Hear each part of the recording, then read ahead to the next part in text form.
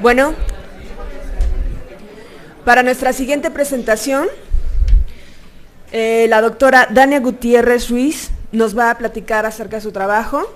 Ella recibió el título de Ingeniería Mecánica Eléctrica con mención honorífico por parte de la UNAM. También tiene los títulos de Maestría en Ingeniería Electrónica y Ciencias Computacionales y el doctorado en Bioingeniería, ambos por parte de la Universidad de Illinois en Chicago. Sus estudios los realizó bajo el auspicio de la beca Fulbright. A su regreso a México, la doctora Dania se incorporó a Limas haciendo un postdoctorado y a partir del 2006 se incorporó al CIMBESTAB en la Unidad Monterrey, en donde hasta la fecha es investigadora titular y está a cargo del Laboratorio de Procesamiento de Señales Biomédicas. Sus intereses en investigación son en el área de procesamiento estadístico y su aplicación en neurociencias y neurocognición, bioestadística y biomecánica. Desde el noviembre del 2015, la doctora Gutiérrez es además la secretaria académica del CIMBESTAB Monterrey, teniendo a su cargo los programas de maestría y doctorado en Ingeniería y Física Biomédica, así como el nuevo programa de maestría en Educación en Biología para la Formación Ciudadana. Entonces, por favor, les pido un aplauso para la doctora.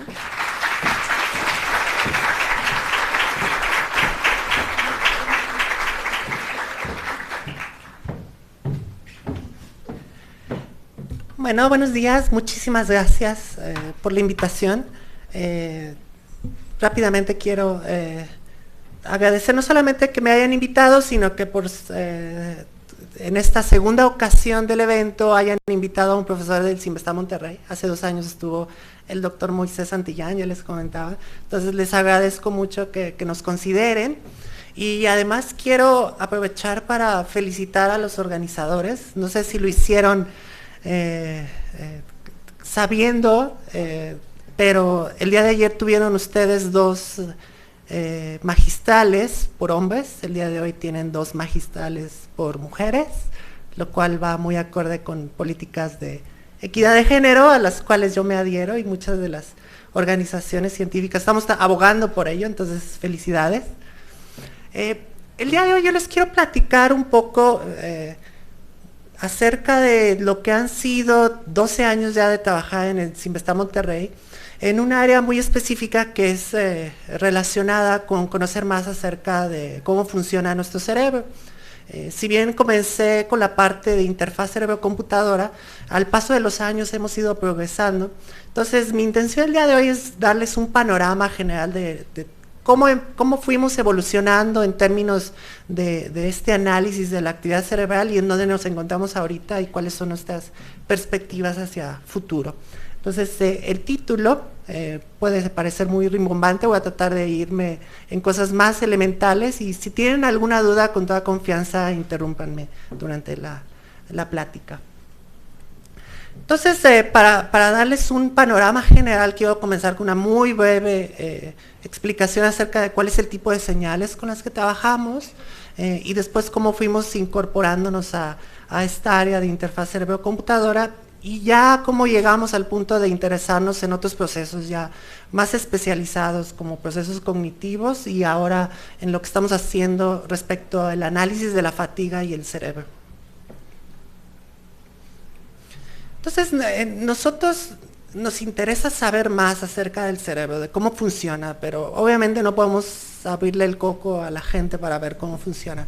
Entonces, tenemos que usar tecnologías no invasivas, las cuales, desde el punto de vista de la funcionalidad del cerebro, las principales son las que les estoy mostrando aquí, que es la electroencefalografía y la magnetoencefalografía.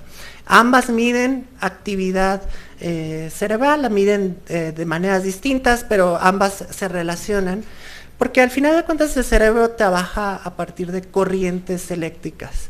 Y si se acuerdan de sus clases de electromagnetismo, esas corrientes eléctricas generan campos eléctricos y campos magnéticos que nosotros podemos medir.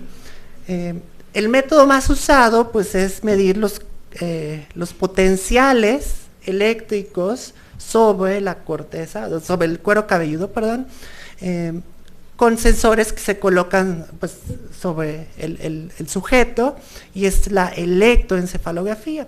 Y es el más usado pues, porque es más conveniente, la tecnología ya está más disponible, es más económica, y proporciona además mucha información que es de utilidad incluso clínica. Seguramente ustedes o algún familiar alguna vez ha tenido que recurrir a algún tipo de estos estudios clínicos de electroencefalografía. El que seguramente es nuevo para la gran mayoría de ustedes es la magnetoencefalografía. Y es porque es una tecnología relativamente nueva, no disponible especialmente porque es muy cara.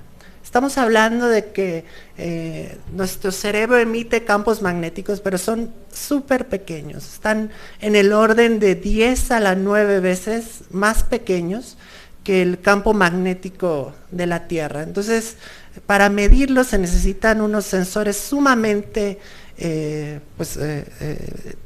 sensibles, valga la redundancia, que trabajan bajo un principio que se llama superconducción.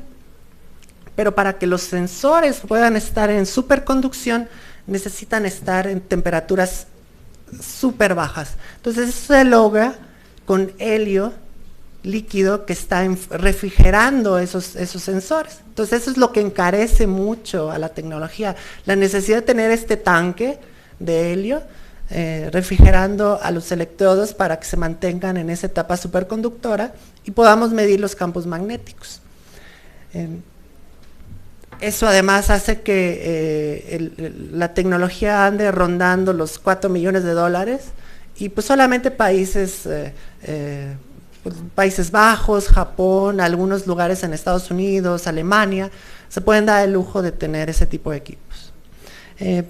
Nosotros hemos estado trabajando, de hecho yo desde el doctorado trabajé con magnetoencefalografía a través de colaboraciones, principalmente con la Universidad de Tübingen en Alemania, y nuestro trabajo fue más orientado a desarrollar métodos, modelos de análisis de las señales que adquirimos a través de este tipo de tecnologías.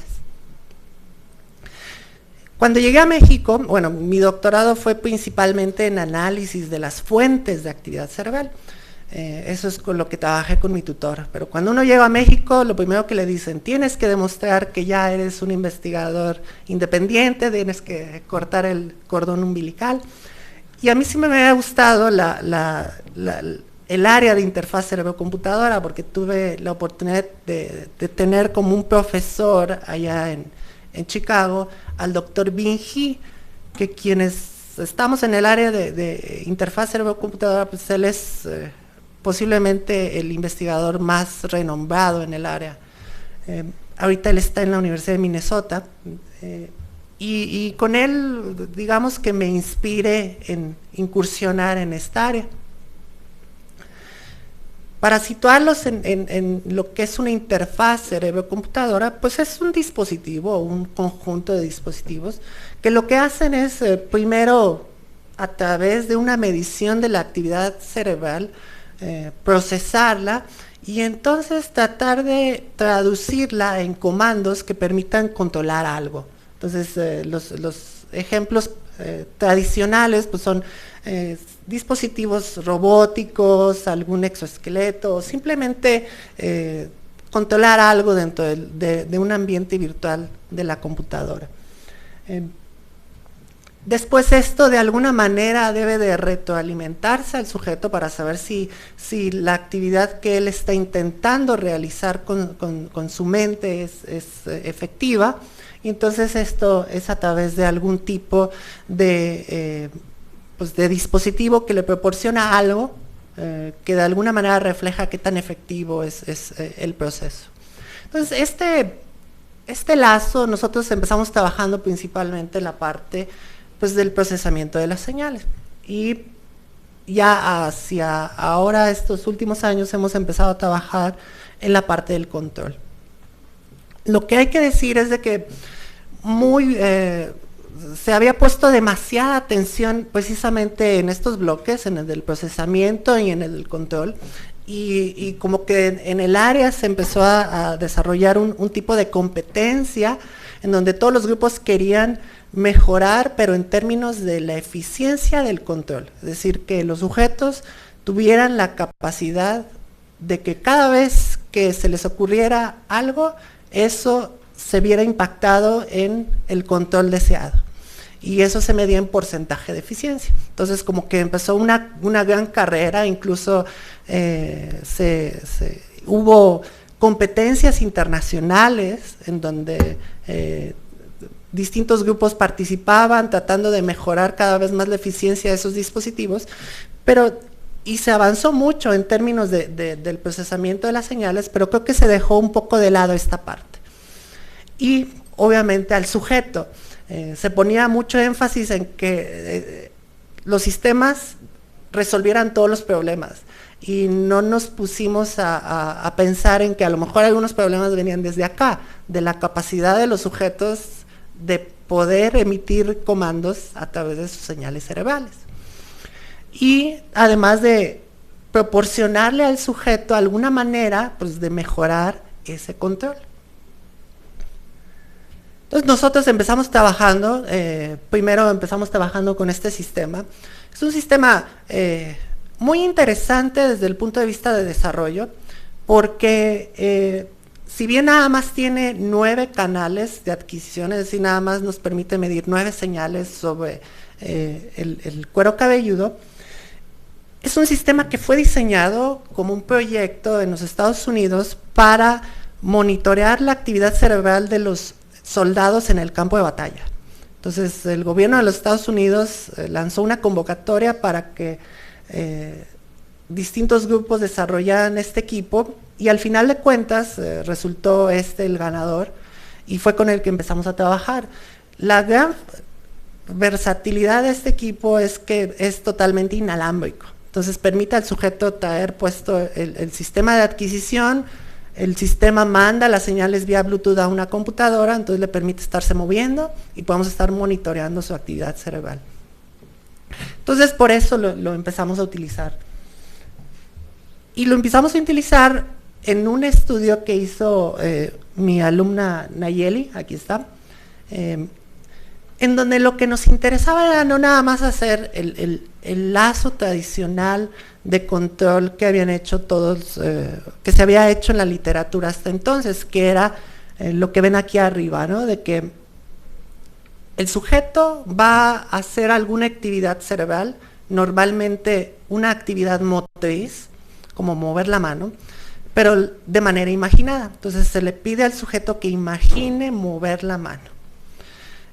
Eso ya se sabe que lo que produce fisiológicamente en el cerebro es un evento de una señal que se conoce como el ritmo mu, que siempre está en nuestro cerebro, pero que cuando nosotros imaginamos algún movimiento, ese ritmo de repente cambia en su magnitud, se hace más pequeño. Y eso está ya muy estudiado. De hecho, uno de los movimientos tradicionales es este. Y con esto lo que estoy haciendo es desincronizar mi banda mu. Pero además ya también se ha comprobado que si yo hago esto, estoy también desincronizando su banda mu. Porque el hecho de que ustedes vean este movimiento está afectando su actividad cerebral. Entonces, ese es un comando muy robusto en términos de que ya se ha estudiado mucho, se sabe en qué frecuencia está, y la gran ventaja es de que muchas personas pueden controlarlo a voluntad. Entonces eso es lo que tratamos de medir, y a través de ese comando lo que se le pedía al sujeto era de que tratara de llevar una pelotita que le salía en la pantalla hacia arriba o hacia abajo. Cuando hacía el comando, la pelotita se iba hacia arriba. Cuando se quedaba en reposo, la pelotita se iba hacia abajo. Y entonces, esta barra, que aquí le aparece en rosa, aleatoriamente aparece arriba y abajo. Entonces, la tarea del sujeto es pegarle a la barra con la pelotita. Y de esa manera, si lo logra, medimos la eficiencia. Pero entonces nosotros lo que intentamos agregar fue la parte de la retroalimentación, de cómo decirle al sujeto que realmente la actividad cerebral que le estábamos pidiendo que hiciera era la correcta. Entonces propusimos distintos tipos de retroalimentación, en donde lo que hicimos fue esconderle la pelotita. O sea, la pelotita estaba ahí, pero invisible. Y la única manera en que el sujeto sabía si realmente iba hacia arriba o hacia abajo, tal como se lo habíamos pedido, era de distintas maneras, ya sea mediante un sonido o mediante una estimulación vibrotáctil. Y entonces también analizamos si teníamos que introducir ese estímulo de manera positiva o de manera negativa. Es decir, si el estímulo se iba a presentar cuando el sujeto hiciera bien las cosas o cuando hacía malas cosas. Y jugamos con todas las posibilidades para ver cuál de todas ellas era mucho más efectiva.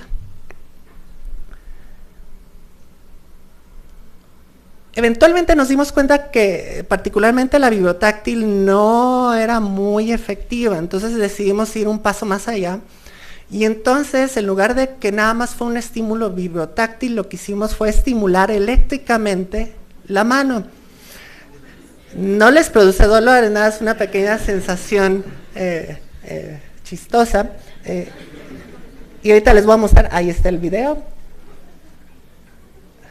Sí, que lo haga, que lo haga.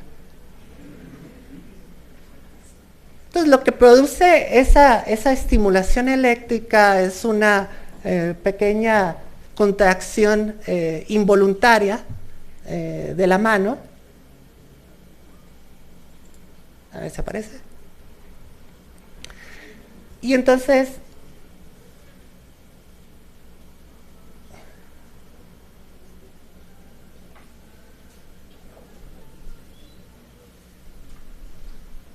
a ver si está por ahí abajo.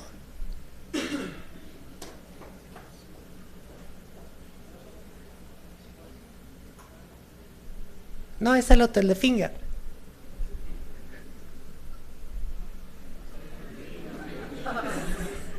Ya me adelantaron, ese es un spoiler.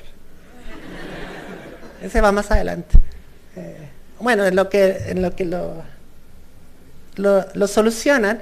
Entonces la intención que teníamos con esta estimulación era tratar de coadyuvar en la imaginación del sujeto.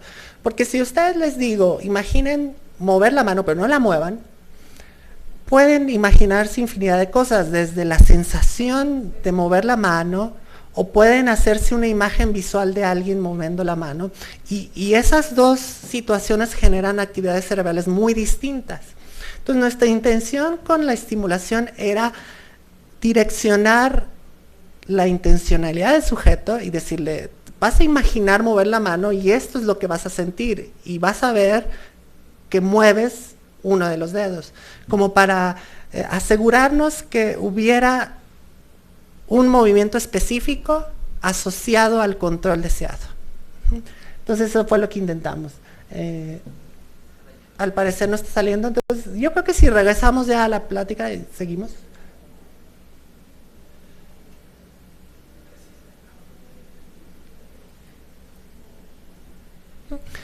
Entonces, gracias. Lo que analizamos entonces fue muchos sujetos, muchas condiciones, y adquirimos sus señales cerebrales y nos enfocamos en analizar una característica particular que se llama la coherencia. Que lo que nos habla de la coherencia es qué tanta relación tienen dos señales medidas en lugares distintos en el dominio de la frecuencia. Y lo que tratábamos de ver era interacciones entre distintas áreas cerebrales, como resultado de este proceso que nosotros estábamos introduciendo de retroalimentación. Y entonces lo analizamos para varios sujetos en varias condiciones. Y después hicimos mucho análisis estadístico porque, pues, teniendo tantas posibilidades y teniendo, creo que hicimos 10 sujetos, analizamos todas las posibilidades. Y entonces a lo que llegamos eran las situaciones como estas. Este es un caso malo, en donde el sujeto no logró control, es decir, lo que él pensaba no se veía reflejado en atinarle con la pelotita a la barra. Y eso se mide en verde con la eficiencia, cuántas veces le atinó a la barrita. Entonces, se ha estudiado que si un sistema tiene por ahí del 70% o más de eficiencia, pues ya puede ser utilizado como una interfaz cerebro-computadora.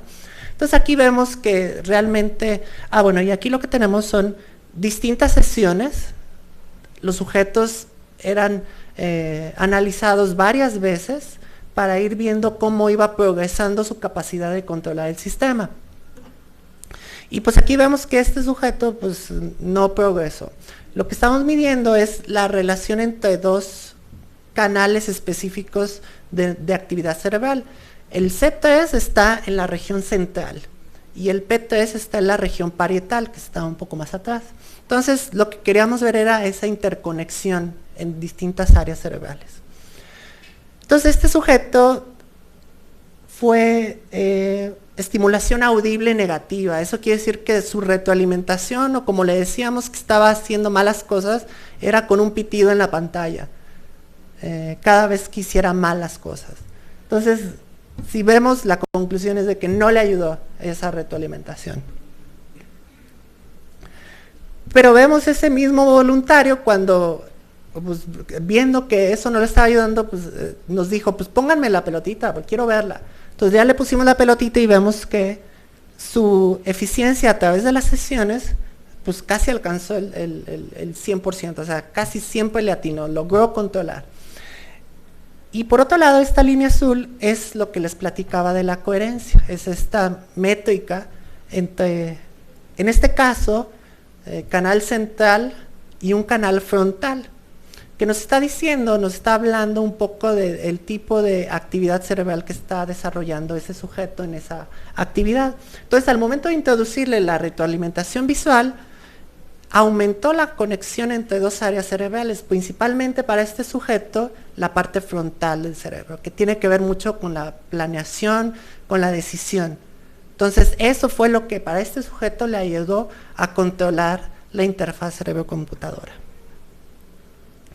Pero vemos otro, a este fue uno de los que sí le dimos toques eléctricos en la mano, y vemos cómo el efecto que sí lo coadyuvó, es decir, sí le ayudó hacia la tercera y la cuarta sesión para lograr el control de la interfaz, a pesar de que no veía la pelotita. Y vemos que eso está íntimamente relacionado con, otra vez, la actividad cerebral entre dos regiones, entre la región central y la región frontal. Entonces, todo esto nos empieza a hablar un poco, o nos empezaba a hablar un poco acerca de la necesidad de seguir trabajando en entender estas interconexiones entre distintas áreas del cerebro, para poder entonces proporcionarle a los sujetos mejores herramientas para lograr control en interfaces cerebro-computadora.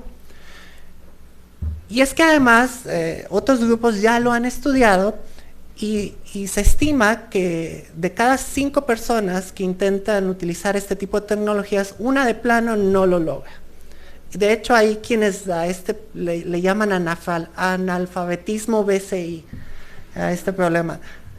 Sin embargo, pues nosotros, más que tachar a un grupo poblacional como analfabetas, lo que nos interesa es entender primero cuáles son estos sujetos, identificarlos mucho antes de someterlos a una serie de sesiones que son muy cansadas, exhaustivas, y si vemos que no está logrando esa capacidad, pues cómo ayudarlo para que de distintas maneras a otros sujetos logren el control de la interfaz.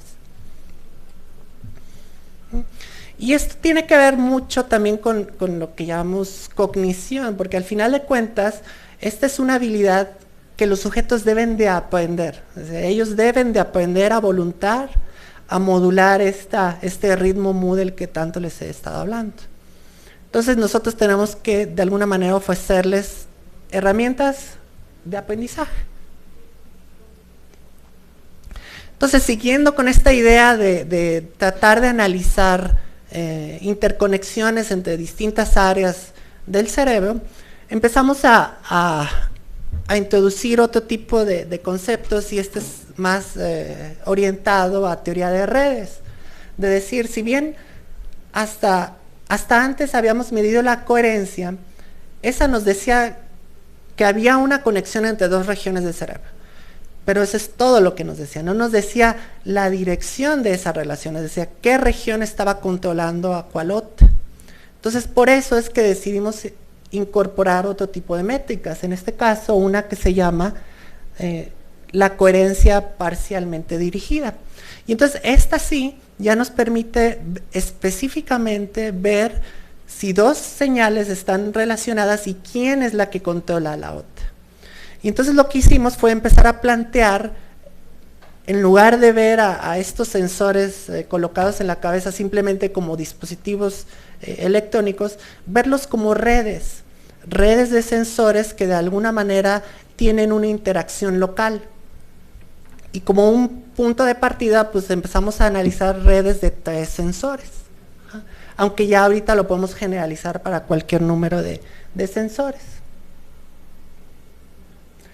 De hecho, nosotros analizamos una base de datos de una de estas competencias que les platiqué, que es la tercera competencia internacional de BCI, en donde a los sujetos se les pedía realizar 2 actividades: imaginarse que movían la mano derecha o imaginarse que movían los pies, y con eso controlar una interfaz. Esa base de datos es pública y ya se ha vuelto como un referente para que otros grupos la utilicen y midan qué tan eficientes son los métodos que están proponiendo. Entonces nosotros lo que hicimos, es una base enorme, tiene 118 mediciones por sujeto. Entonces de esas nada más utilizamos 30 electrodos. ¿Por qué 30? Porque ahorita tenemos un nuevo equipo con 30 electrodos, entonces queríamos relacionarlo con lo que estamos haciendo actualmente. Entonces eso significa que si de esos 30 electrodos hacemos todas las combinaciones, estaremos analizando 4060 redes posibles de 3 electrodos. Entonces eso lo hicimos para distintos sujetos. Entonces esta base de datos tiene 5 sujetos, que históricamente ya se sabe quién es el que mejor ha controlado la interfaz y quién es el que peor lo ha hecho. Entonces aquí les muestro las cabecitas de esos 2 sujetos. Bueno, un diagrama de las cabecitas. El sujeto denominado AL es el que mejor controló la interfaz, el sujeto AB es el que peor la controló. Entonces nuestra contribución aquí fue analizar todas esas redes y ver si emergían algunos patrones específicos que estuvieran relacionados con la capacidad de controlar la interfaz cerebro-computadora. Entonces lo que notamos, aquí lo que les estoy mostrando en la gráfica es, con distintos colores son las redes. Entonces si se alcanza a ver, si ponen atención, alrededor de un sensor hay muchas bolitas de colores. Eso significa a qué red pertenece. Entonces hay una red verde que es C3, FZ y P3. Y de esa red hay una interacción en particular, que es la interacción que va de la frontocentral a la central, que es la dominante. Entonces nosotros ya tenemos la capacidad de específicamente ver cuáles son las interacciones dominantes y en qué regiones se están dando y entre qué sensores. Aquí nada más les estoy mostrando para cada sujeto las 6 redes funcionales que jugaron un papel primordial en el control para este sujeto. Y aquí se alcanza a ver en qué frecuencia y el porcentaje de aciertos que se lograría si usamos esa red como un sistema de control. Entonces vemos que para esa red, este sujeto alcanzaría un 90% de eficiencia en el control de una interfaz. Entonces, bueno, y otra cosa importante a señalar es de que el control era mover la mano derecha para ese sujeto. Y entonces todas las redes dominantes están del lado izquierdo, porque sabemos que nuestros cables están cruzados. El control de la mano derecha está en el hemisferio izquierdo. Entonces es consistente con lo que se sabe en fisiología. Y además sabemos que en la región central está la corteza motriz. Entonces eso también nos ayuda de alguna manera a validar que las redes que estamos encontrando son las correctas. si tratamos de hacer esta analogía con el sujeto que controló mal la interfaz, pues podemos ver que hay diferencias importantes. Primero en las redes que emergen, que inclusive hay redes que cruzan los hemisferios, lo cual nos está hablando de que está haciendo procesos cognitivos mucho más elaborados a los que se le está solicitando. Y vemos que pues, la principal es una conexión temporal central que no está muy bien dilucidada ni tampoco relacionada con actividades motrices.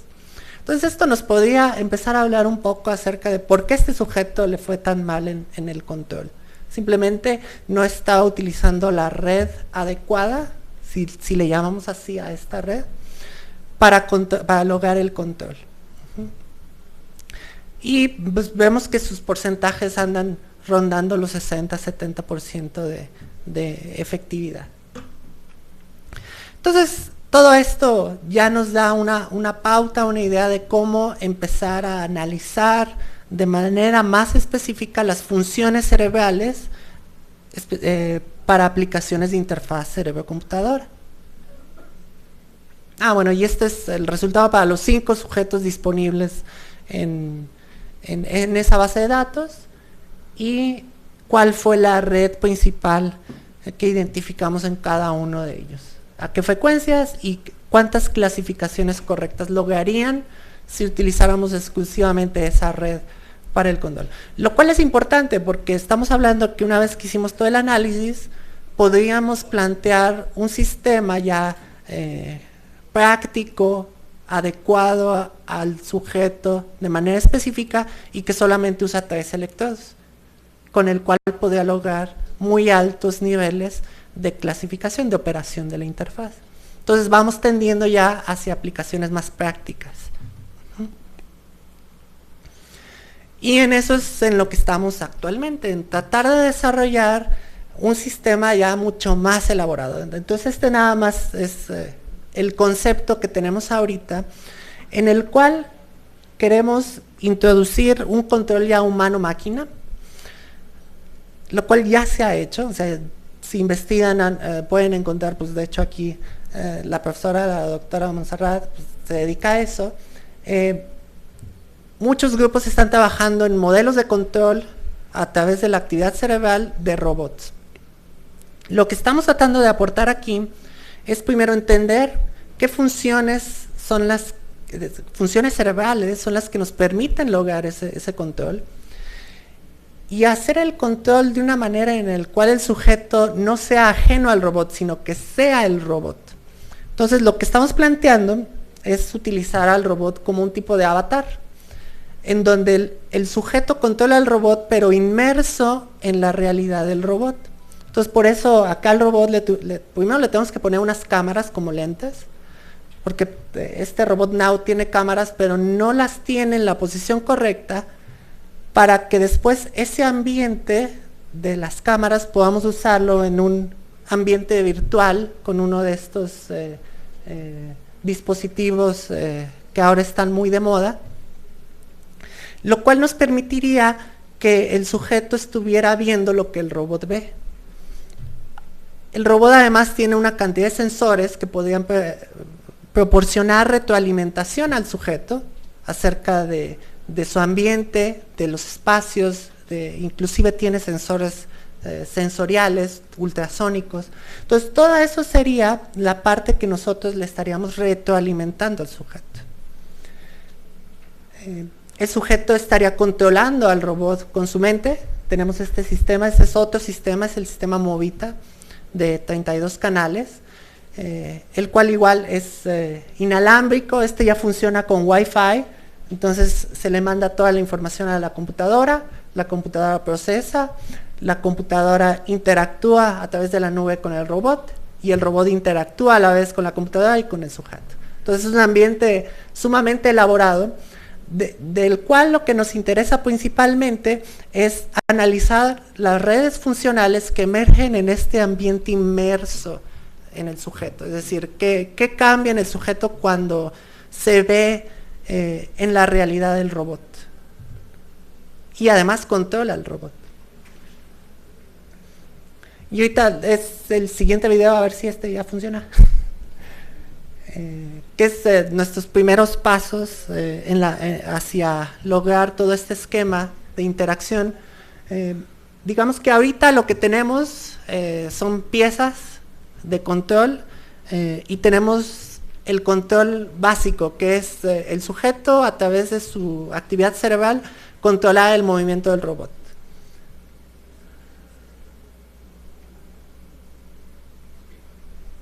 Ahí está, ese sí se ve. Entonces aquí a quien tenemos es a Jorge, otro de mis alumnos.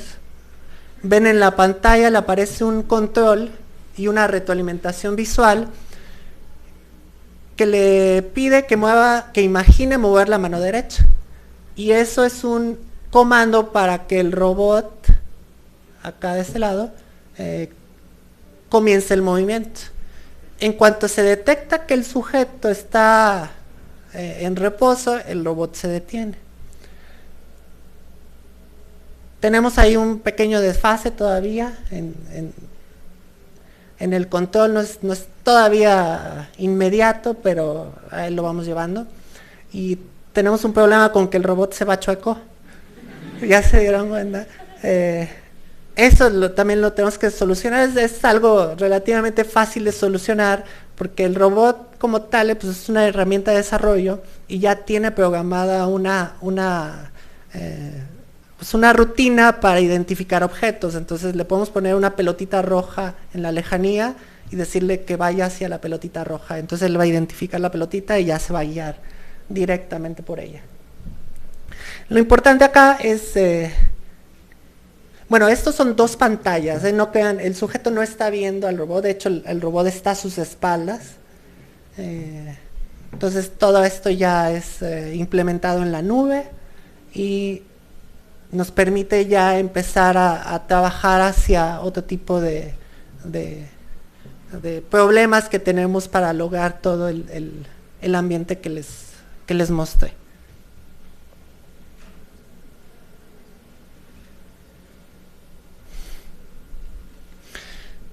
Sin embargo, pues nos sigue interesando la parte de entender el aprendizaje.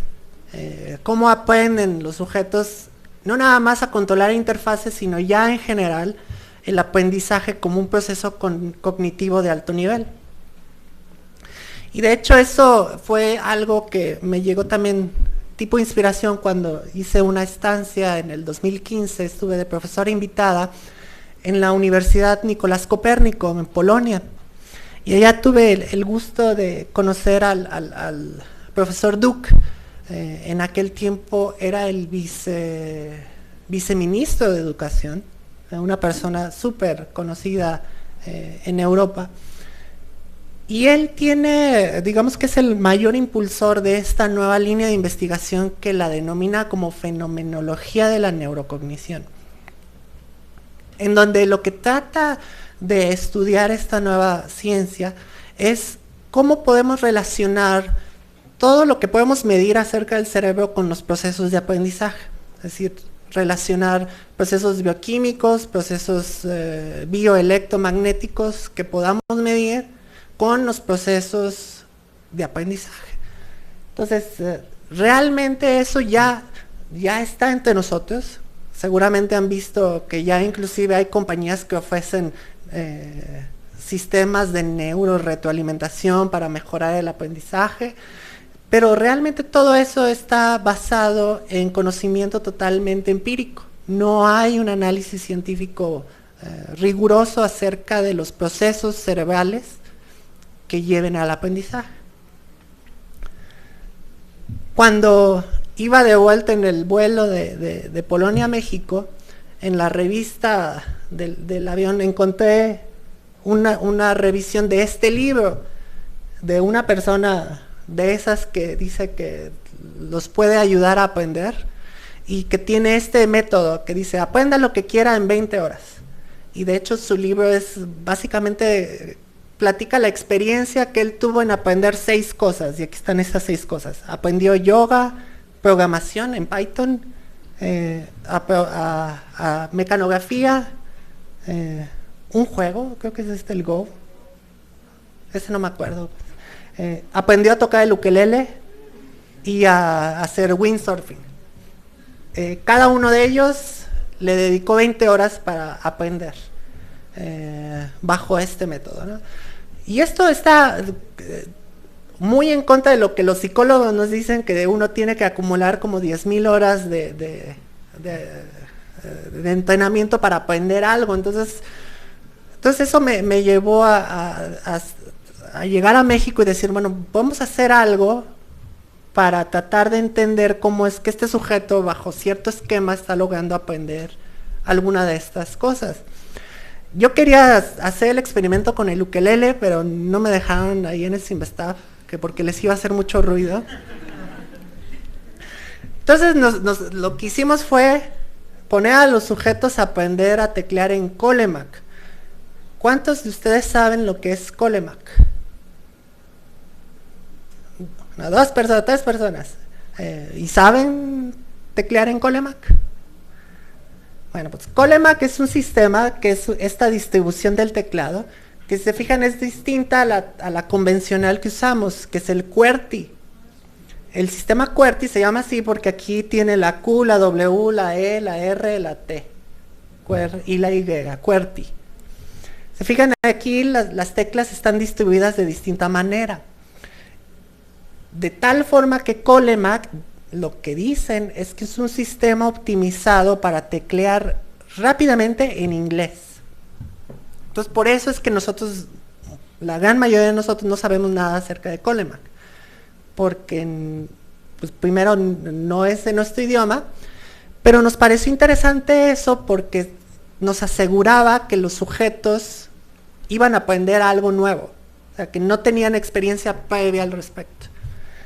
Y entonces lo que hicimos fue eso, ponerlos a realizar. Colemac tiene un sistema ya de 12 clases para aprender a acordarse uno del teclado en esta distribución. Y entonces lo que hicimos fue monitorear su actividad cerebral a través de todas las lecciones que iban pasando. Las lecciones son 12 que progresivamente van aumentando en dificultad. Primero les pide que que hagan palabras con unas cuantas teclas en una sola línea, después empieza a mezclar líneas, entonces hacia el 12 ya son palabras muy complicadas en inglés, que utilizan todo el teclado.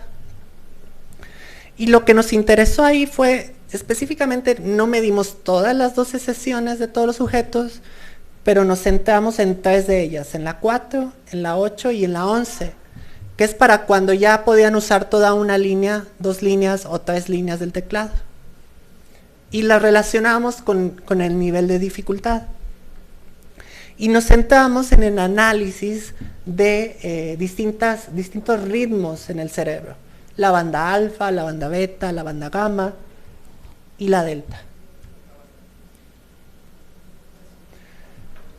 Nos aseguramos de que los sujetos realmente estuvieran aprendiendo, pues viendo qué tan eficientes se volvían en escribir lo que se les pedía.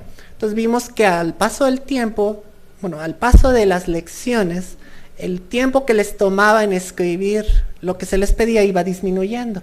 Entonces, este porcentaje lo que indica es de que, por ejemplo, en la primera lección, del inicio al final de la lección, los sujetos fueron 40% más rápidos al escribir.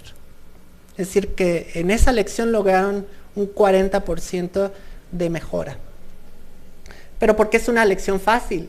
Si nos vamos a la lección 12, pues ahí apenas mejoraron el 20%. De la primera a la quinta vez que lo repitieron. Aún es una mejora, pero eso nos da pie a verificar que realmente es una lección mucho más difícil. Y entonces lo que medimos fue lo que se llama la densidad espectral de potencia, que es una métrica de energía de una banda específica. En este caso les muestro la banda gamma para un sujeto cuando estaba haciendo la lección de alta dificultad. Entonces lo que vemos es de que el sujeto llega a su lección 11 y en el primer intento se mide la potencia de la banda gamma.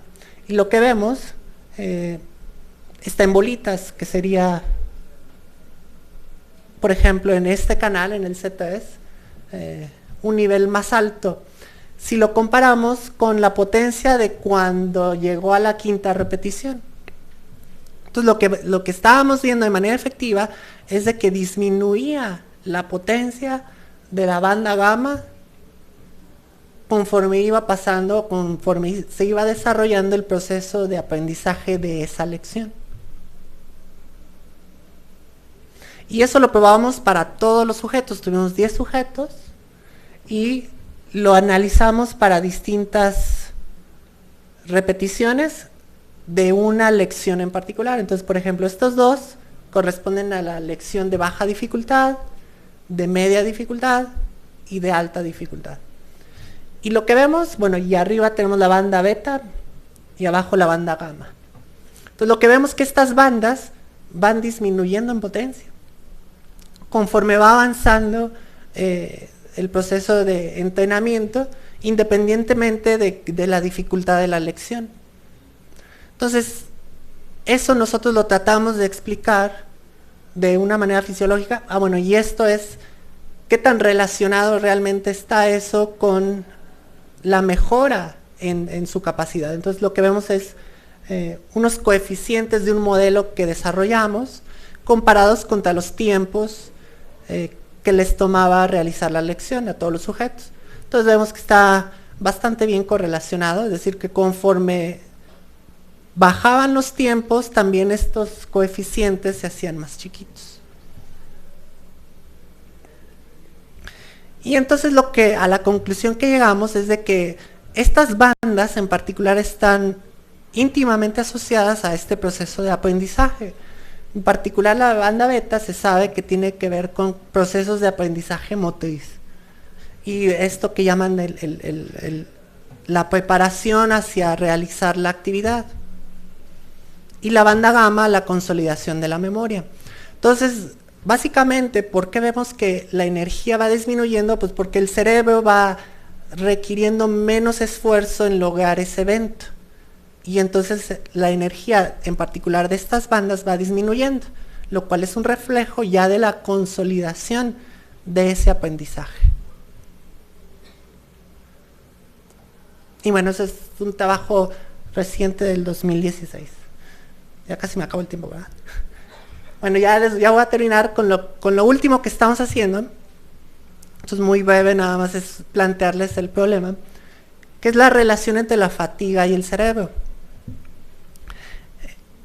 Porque pareciera lógico, todo el mundo de alguna manera lo ha experimentado, el hecho de sentirse fatigados y no querer hacer nada, pero les dicen, afuera están regalando tacos y en ese instante salen corriendo, independientemente de qué tan fatigados estén. Entonces, el cerebro tiene una condición cognitiva que hace que que deje de lado todas las sensaciones de fatiga y por voluntad podamos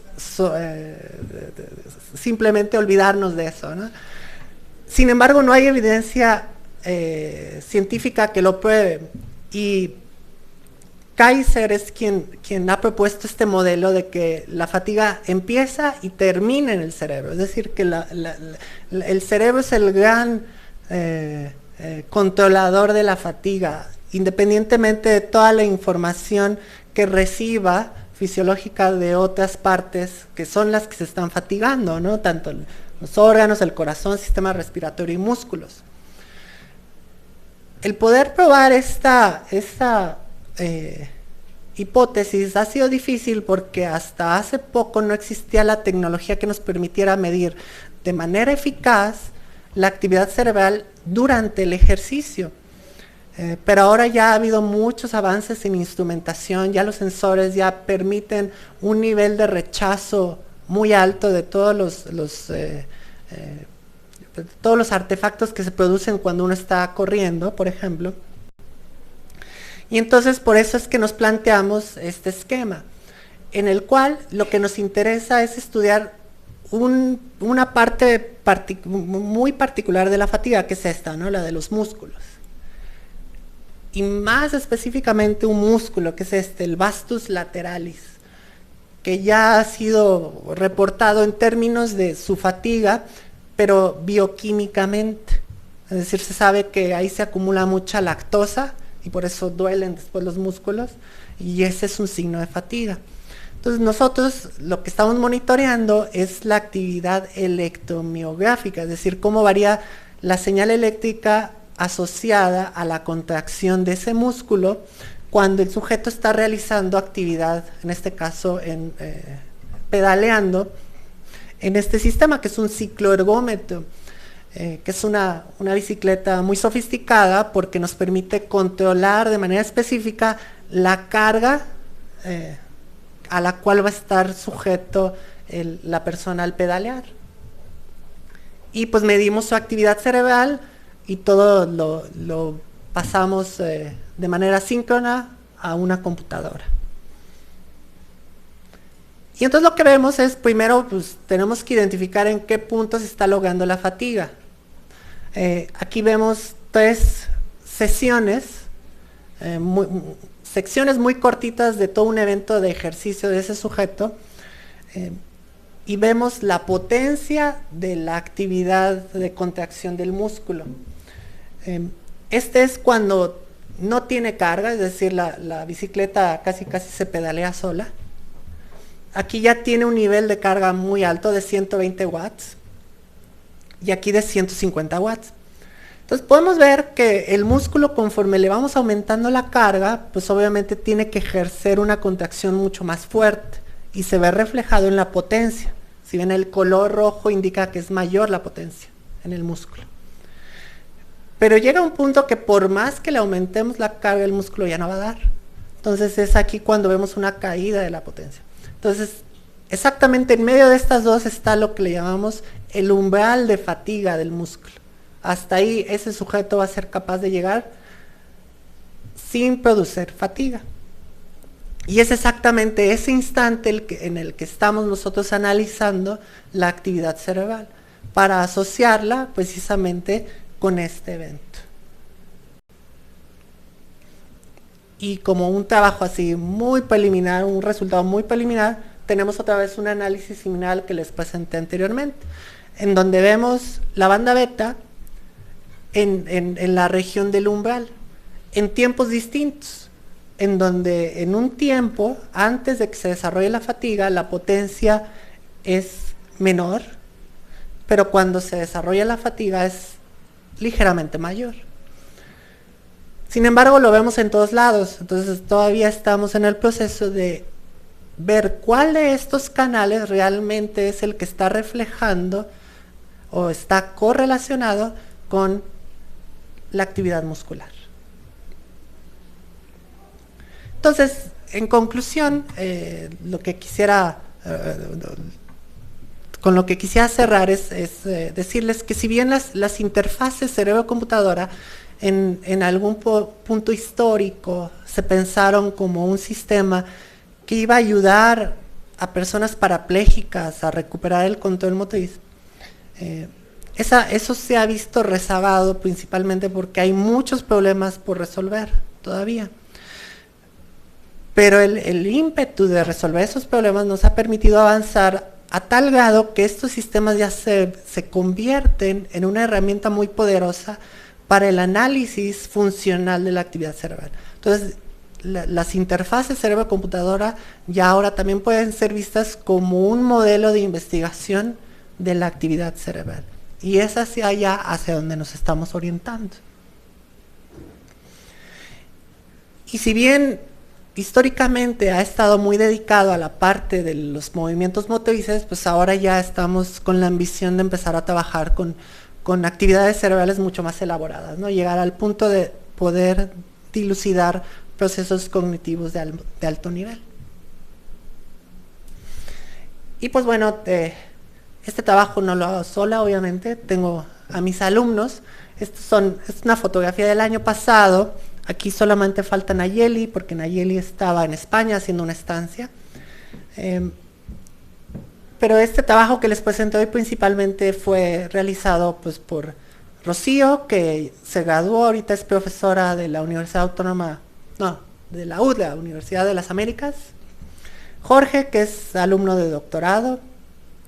Miriam es quien está trabajando en la parte del control con el robot Now. También está Mauricio, que está trabajando en cuestiones de control del brazo robótico. Eso no se los mostré el día de hoy.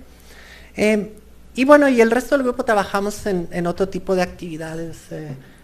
Sofía es médico, está trabajando en cuestiones de relacionar la dinámica de la glucosa. Mauricio es postdoc actualmente, otro postdoc es Gerardo. Entonces tenemos una amplia gama de trabajos desarrollados ahí en el Sinvesta Monterrey, y pues cuando tengan el gusto de invitarme de nuevo les platicaré más acerca de esos otros trabajos. Y pues muchas gracias.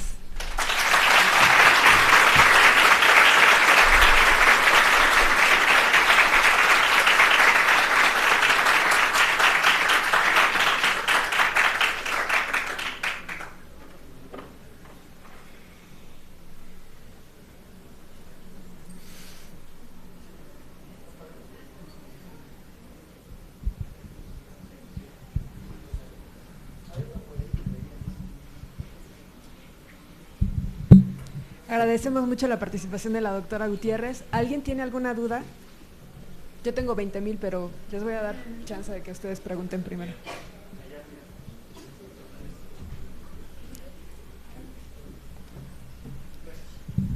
Muchas gracias, doctora. Mi pregunta era el tema hablaba de la última parte de la cognición, ¿no?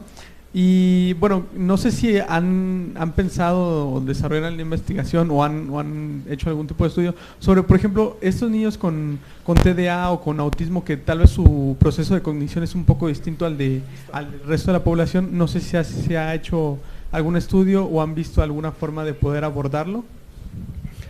Sí hay estudios. Nosotros no lo estamos haciendo, pero en México la líder en estudios de autismo a través de interfaces cerebro-computadora es la doctora Mónica Tentori. Ella está en... ahorita se me va. Es en el CICES, gracias. Sí, ella está haciendo trabajos muy interesantes al respecto. Sin embargo, creo que ella está más orientada a utilizar la interfaz como un medio, no lo quiero llamar de rehabilitación, porque yo estoy convencida que los autistas o sea, es una condición distinta, no es una discapacidad. Entonces, más bien es como utilizar la interfaz para pues coadyuvar a su integración con otro tipo de sistemas. Y sí, es un área súper fértil. Gracias. Nos preguntan de la otra sala si los hemisferios están mal conectados para interactuar con BCI, ¿es posible hacer algo para optimizarlos? Pues eso es lo que deseamos, precisamente. El primero, ver por qué es que ciertos sujetos tienen digamos funcionalidades distintas, y ver la manera de que esas funcionalidades se mantengan correlacionadas con el control de la interfaz. Y de hecho, de alguna manera lo logramos con ese sujeto que les presenté, el sujeto que tenía esta interacción entre hemisferios. A pesar de que históricamente se ha dicho que es que no puede controlar la interfaz, al momento de identificar una red con esa ya él logró el 70%, que es, digamos, como el umbral para decir que puede controlar una interfaz. Entonces la tarea es, pues primero identificar esas redes y ver si podemos proporcionar algunos otros medios para que desarrolle otras redes más parecidas a las de sujetos exitosos, vamos a llamarlos. Obviamente para eso hay que hacer todavía un análisis mucho más elaborado. Estos son estudios, digamos, limitados en términos del número de sujetos. Necesitamos como que un análisis mucho más grande que nos pueda reflejar poblacionalmente cuáles son las redes que realmente están relacionadas a este tipo de eventos. Muchas gracias. ¿Alguna otra pregunta? Doctora, ¿bajo qué criterios elige a los sujetos que estudia? Nuestro criterio es ¿cómo poder ponerlo en palabras fáciles? Pues la disponibilidad. Porque todos nuestros sujetos son alumnos de ahí, entonces están disponibles, los sometemos y lo cual también ha sido pues una crítica constante. Nosotros al interior del Simvestab tenemos colegios que mantienen o que revisan los proyectos de nuestros alumnos, y profesores de otras áreas siempre nos han dicho eso, de que a lo mejor nuestros resultados están sesgados porque estamos utilizando alumnos que saben, que están inmersos en el área, que deberíamos de intentar traer sujetos de fuera, pero obviamente eso ya dificulta mucho la logística. Pero definitivamente sí es algo que se tiene que hacer. Gracias. Tenemos tiempo para un par de preguntas más.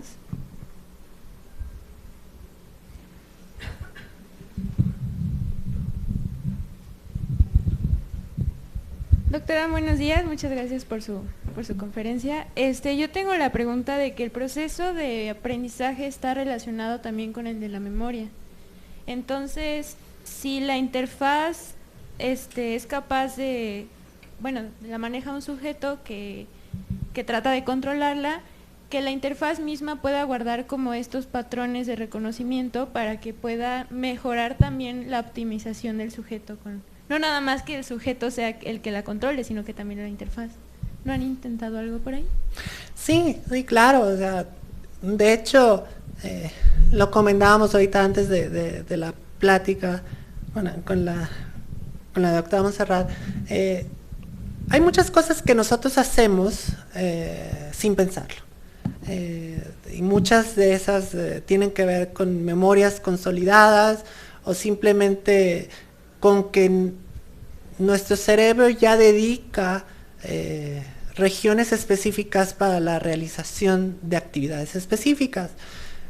Por ejemplo, cuando movemos una mano no pensamos en que voy a moverlo para acá y para acá, sino que nosotros mandamos un comando de alto nivel y quien tiene ya, digamos, las rutinas programadas para realizar los movimientos es el cerebelo. Entonces nosotros, digamos, ya no nos preocupamos de eso, el cerebelo es quien coordina todos nuestros movimientos. Entonces, definitivamente es un área en el que estamos trabajando ahorita, y de hecho eso es lo que está haciendo Mauricio con el brazo robótico, el tratar de emular la actividad del cerebelo como un mediador de la actividad entre el sujeto y la interfaz. Muchas gracias. ¿Una pregunta más? ¿Nos alcanza el tiempo? ¿No? Le agradecemos mucho su participación, doctora. Muchas gracias. Gracias.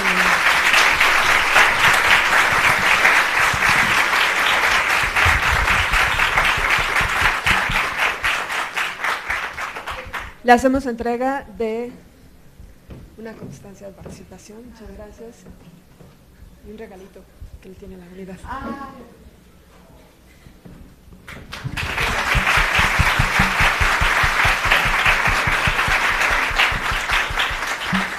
Bueno, la siguiente actividad son los bocadillos. Vamos a tener un receso, por favor.